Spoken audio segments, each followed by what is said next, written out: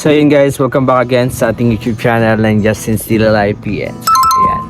So ngayong araw po na ito is another video na naman natin pagkasamahan, pero meron po tayo isang buhay probinsya na gagawin po ngayong araw na ito. So masasaksihan nyo dito sa aking vlog kung paano tayo tatanim, nagpo-proseso, kasi meron po akong pupuntahan yung aking kaibigan. Susamahan nyo po ako at tutulong tayo kasi meron po kami madaming mga orders, madami po kaming, at sa katunayan kulang po kami stocks dahil nga sa ayan, nagsaan po ang ating mga orders po So yun guys, samahan nyo po ako, like and share tayo, don't forget no skip ads, at nawa maging successful tayo sa mga bagay na ito. Hey guys, welcome back again sa ating YouTube channel na Justin Still Alive PNs. So ayan, maggagas cutter tayo, nakarating dito sa aming kabilang sitting house ang aking paggagas cutter. Ito po yung aking outfit. Ayan, pakita ko sa inyo yung outfit ko. Di ko alam kung ano yan. Tapos nakasuot ako ng pampari.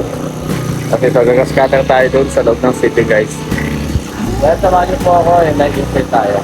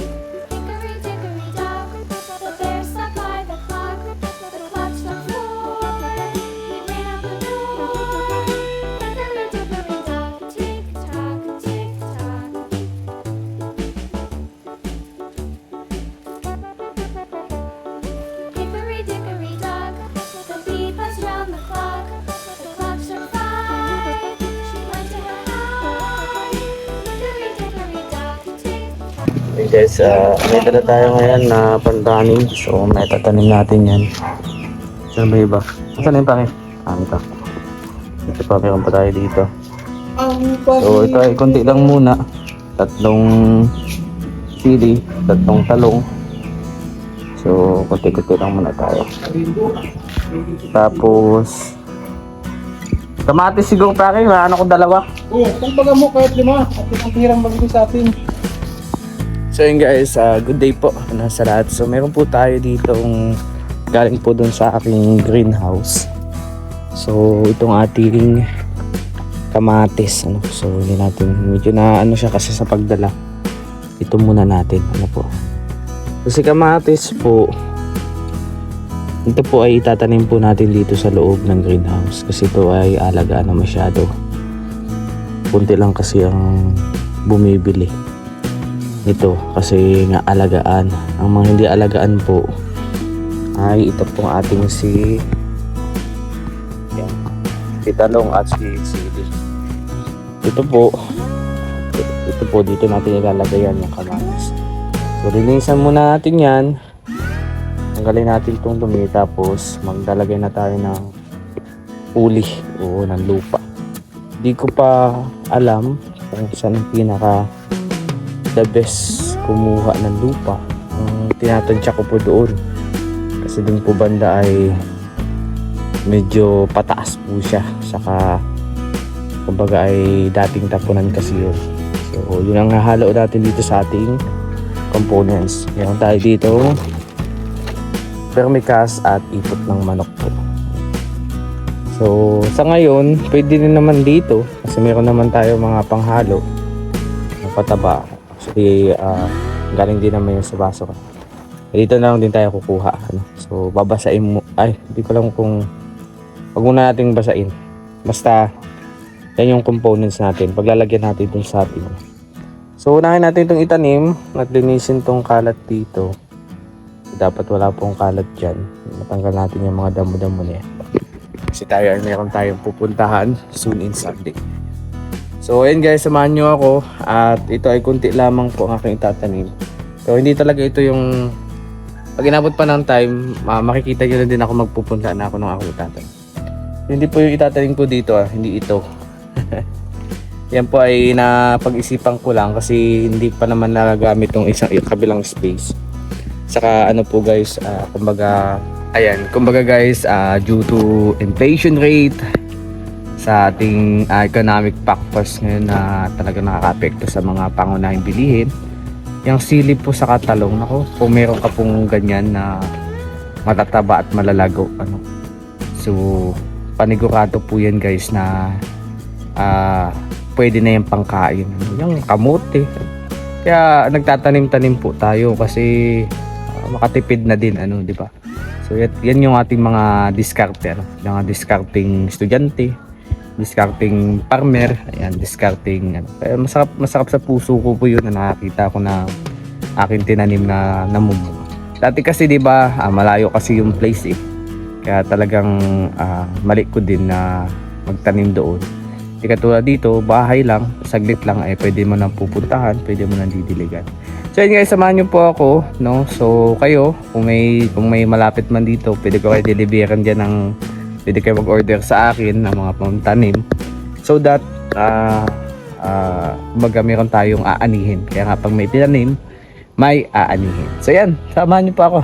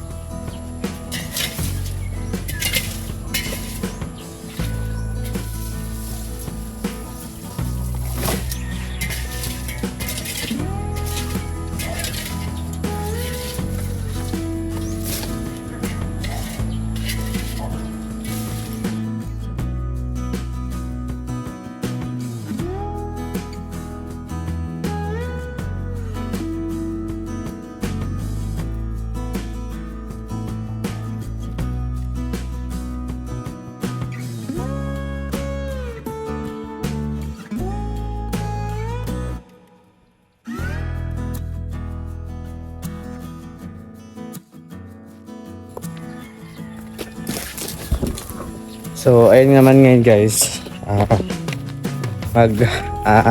start repetition tayo ng ating dito kukuha ng lupa.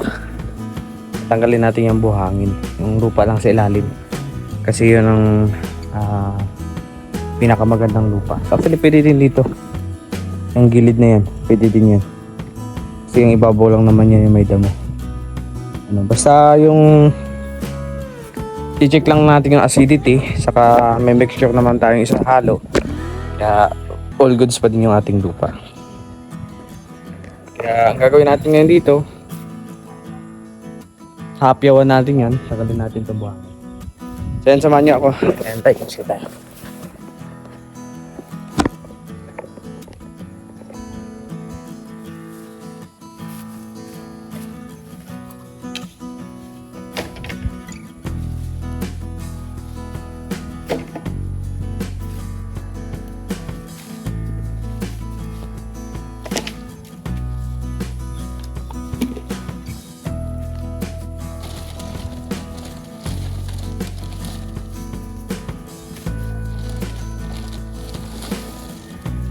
Meron tayo ditong hinog na pudo pa.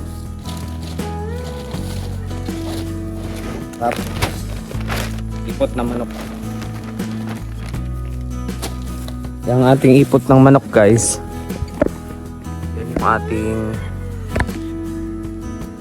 pang mixture na gagamitin. So anong gagawin natin yan? Igigitna natin yan.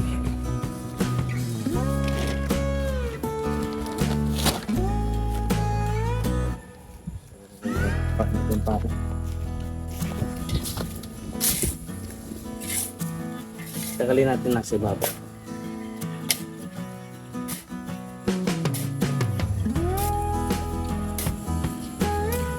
Pangit guys, hindi maganda. Dito na lang tayo kukuha.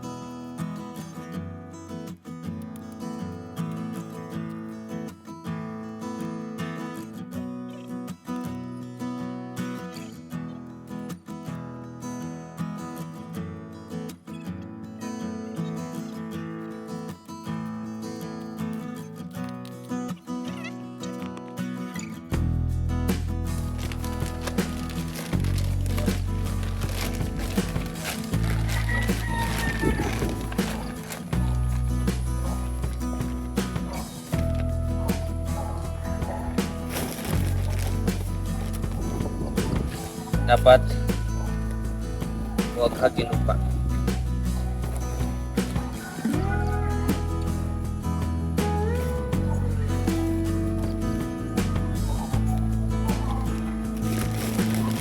Ganyan na, ano nang gagawin natin dyan? Lalagyan na natin yan ng ipot ng manok.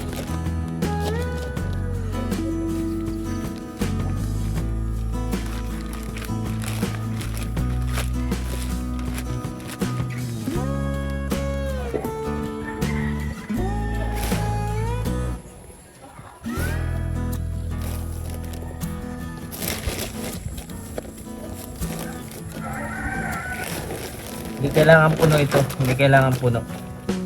Ang malaga dito,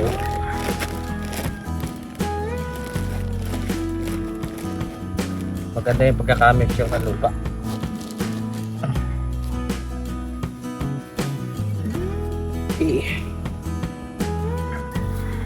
Kalkayin muna tayo.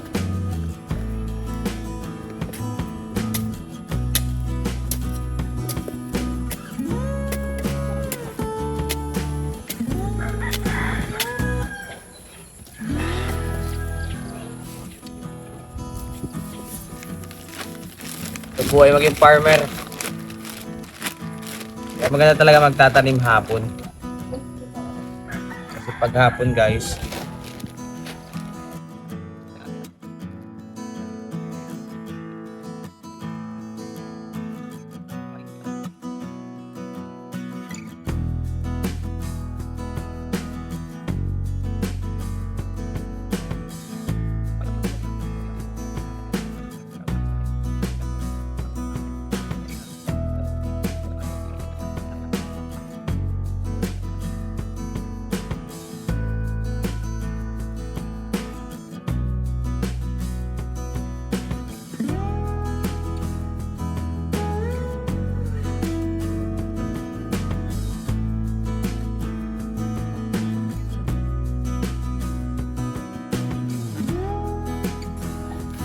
so ngayon, pakita ko sa inyo kung paano natin siya ilalagay.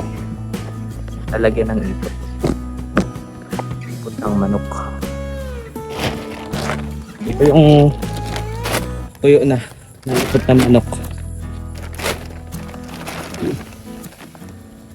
Yan.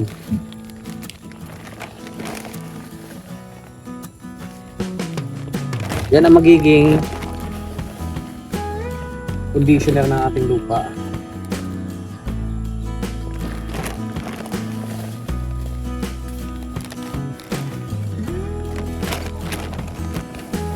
Organic fertilizer.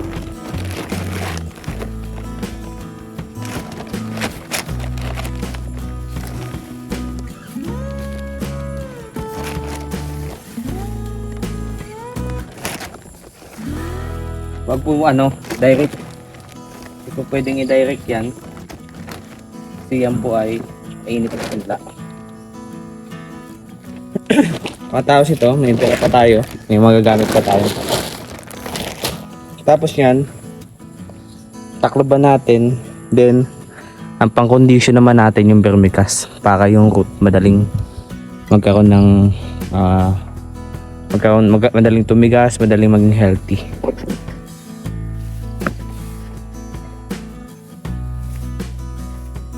Naman, tatakloban naman natin yan. Kasi di pwedeng i-direct. So through the migration ng roots, pag naabot nyo yan, ako, mangumunga ng madami yan.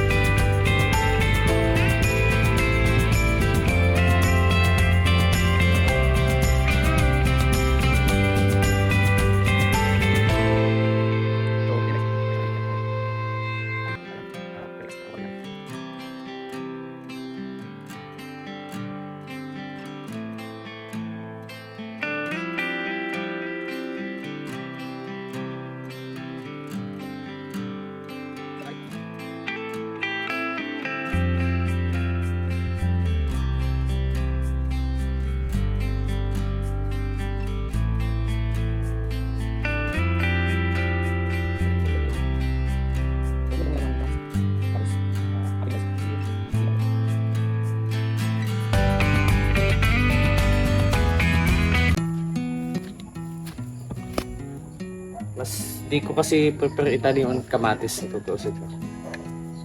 Kasi alagaan nga ito. Mas gusto kong itanim ay itong sili o kaya talong. So gagawin ko 6, 1, 2, 3, 4, 5. Dalawang kamatis.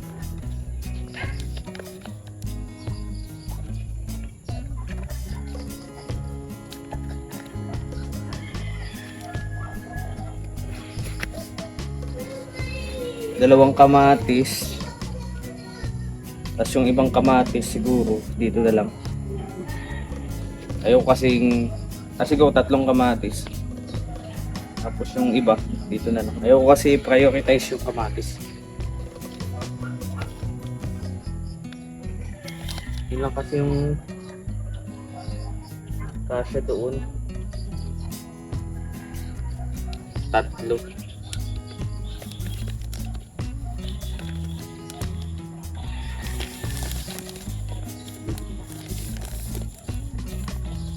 Matapos ito guys,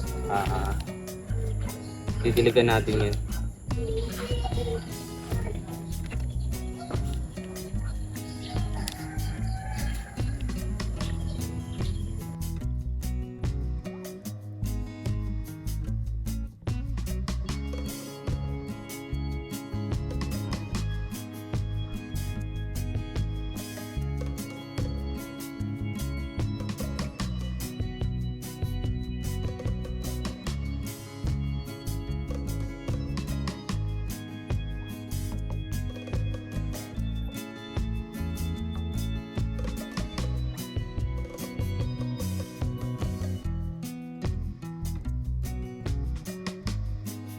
May natira tayo ditong kamatis. Saka dito na lang natin ilalagay.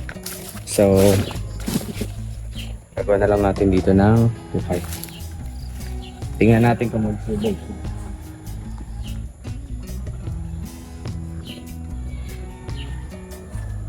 Let's see if they survive.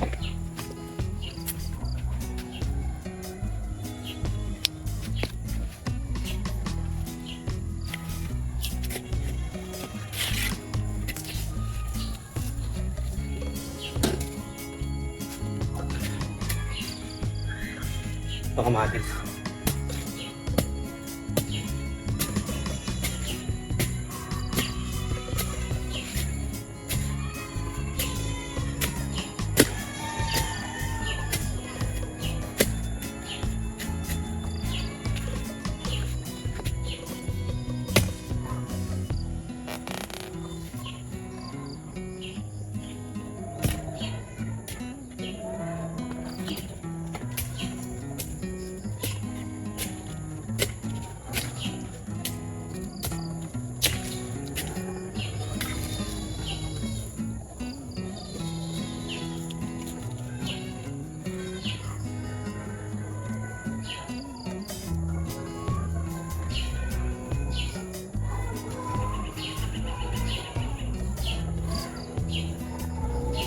Isi-soil condition pa naman natin. So, kain na natin.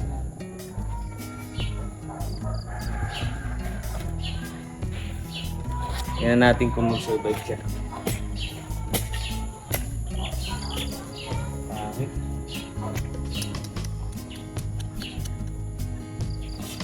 Okay guys.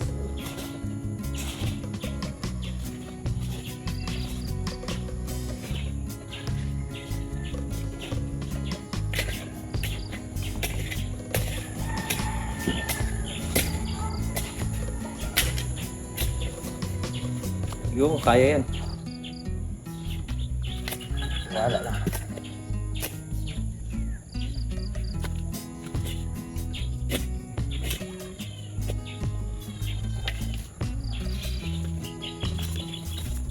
Lagyan na lang natin ng mga pataba.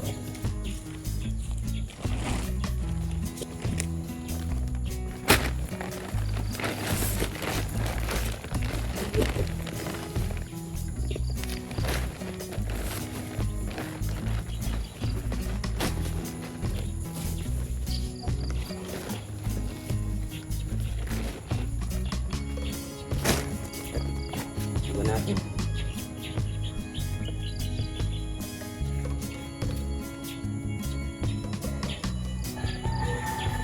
Tapos lagyan natin yung food conditioner.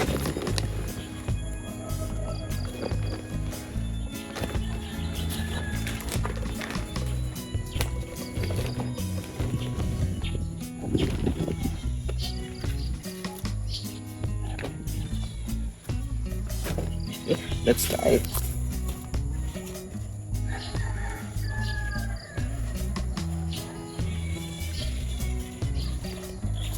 kung mag-survive.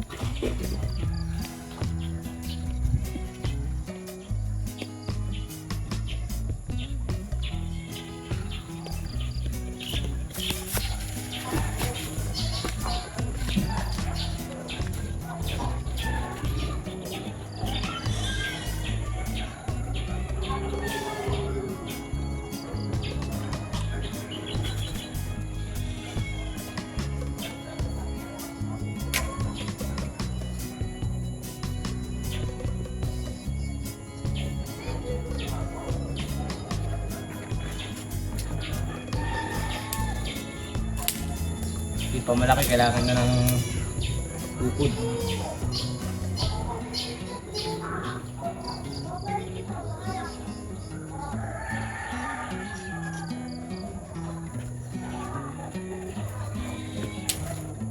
Let's try.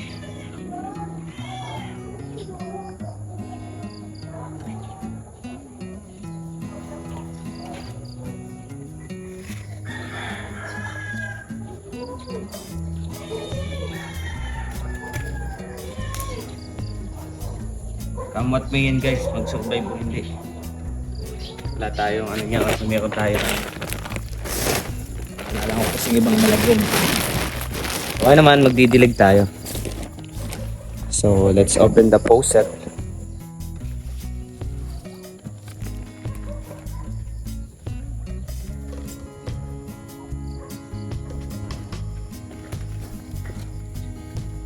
Dali na.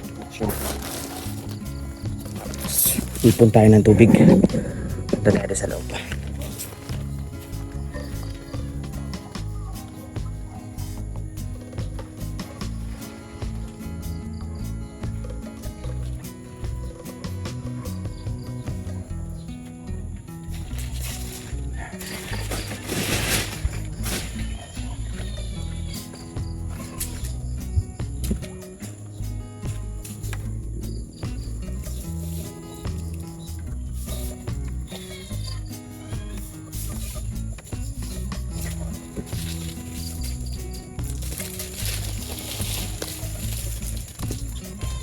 Oh.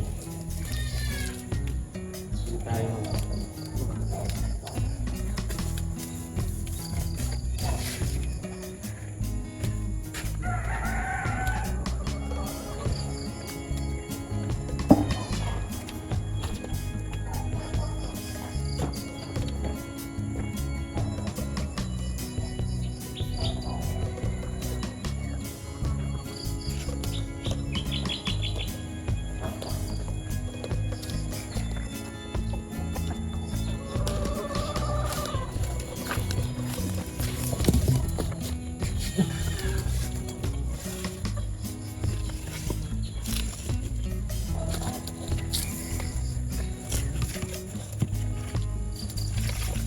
Yun. Tapos magdidilig tayo. We will use this thing. Walang pa ng purpose nitong hawakan.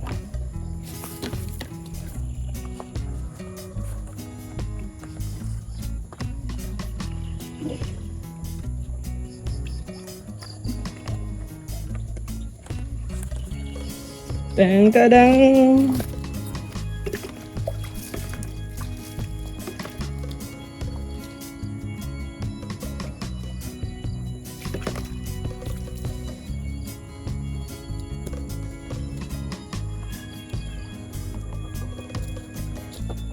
So every morning dapat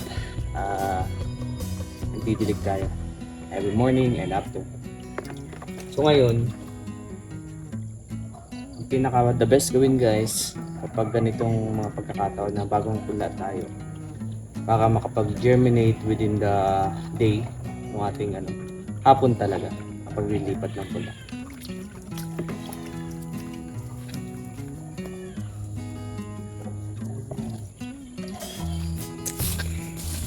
Sama ko kayo.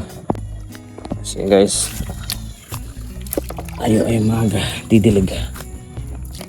Yan. Yan.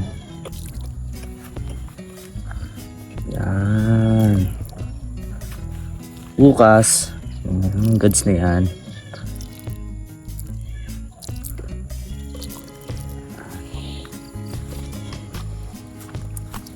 Bukas na morning, bago mag-start yung araw, dilig din tayo.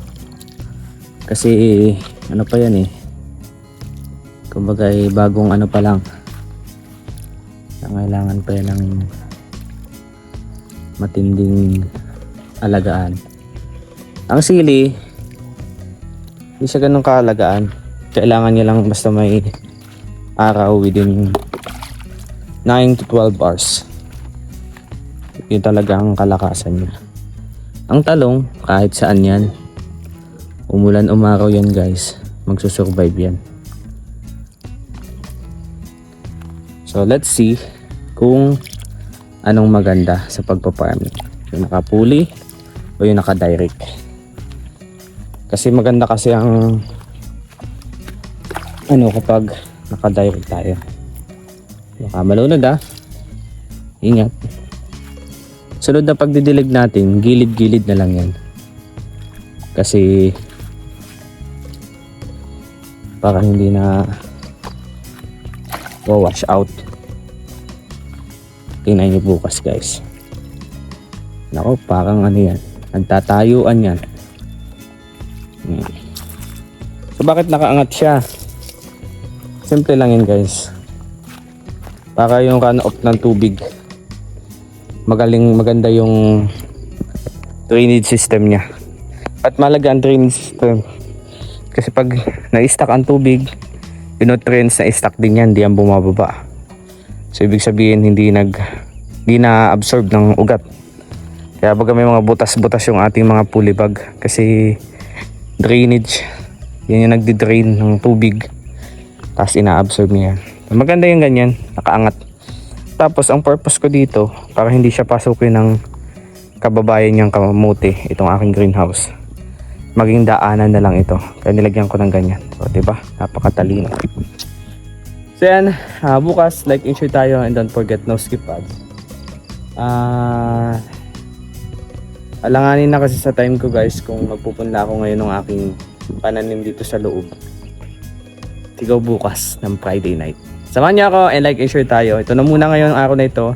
Then mamaya magbabawag na tayo. Tara!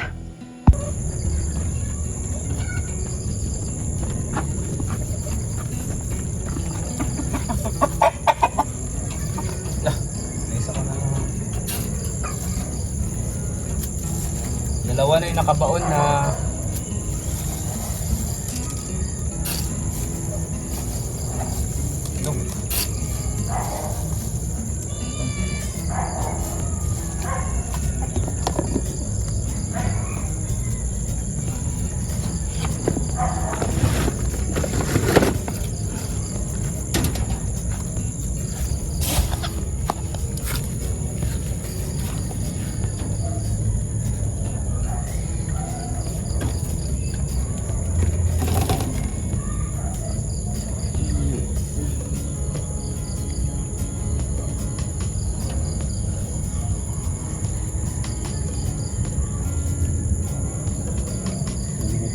sa itlog mo.